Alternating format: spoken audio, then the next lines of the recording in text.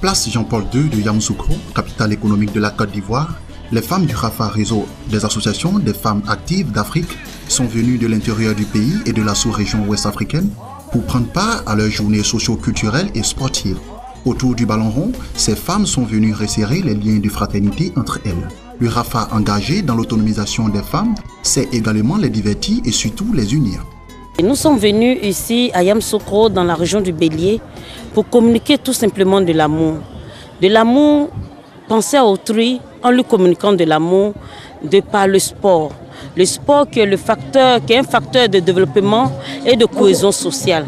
Aujourd'hui, le RAFA regorge en son sein près de 305 000 femmes réparties sur l'ensemble du territoire ivoirien.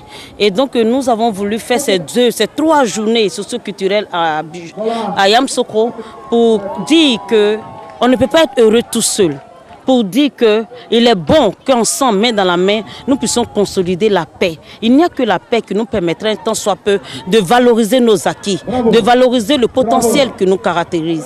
Et donc nous sommes venus à Yamoussoukro pour communiquer un nouvel esprit. L'esprit qui instruit la femme, qui découvre le potentiel qui la caractérise et qui lui permet, tant soit peu, de mener des actions en vue de la valoriser. Autre temps fort des journées socio-culturelles des femmes, ce don du RAFA et de son parrain, Khalil Esné, président de la Fondation Afrique Soleil. Il s'agit d'un don en vivre et en non-vivre au bénéfice de l'association caritative REMAR, un centre chrétien de réhabilitation des marginaux. Le RAFA, réseau des associations des femmes actives d'Afrique, n'a que 3 ans mais compte déjà 300 000 membres. Le réseau assure le suivi des initiatives portées par les femmes de la conception à la réalisation. Il est une vitrine de représentation d'associations locales sur la scène internationale afin d'accéder aux dispositifs d'aide au développement mis en place en dehors de la sphère nationale. Il se veut une passerelle d'information et de formation visant à faire acquérir à ses membres et partenaires les outils et techniques nécessaires à la viabilité de leurs actions de développement. Agriculture, alphabétisation, commerce et éducation sont entre autres ces domaines d'activité. Les journées socio-culturelles et sportives du RAFA, entendez réseau des associations des femmes actives d'Afrique, ont pris fin le samedi 21 novembre dernier sur des notes festives. Fait marquant de cette cérémonie, la présentation des membres du RAFA de Yamoussoukro aux autorités coutumières et administratives de la ville, ainsi que la mise en place d'une microfinance pour soutenir les femmes du RAFA dans leurs actions.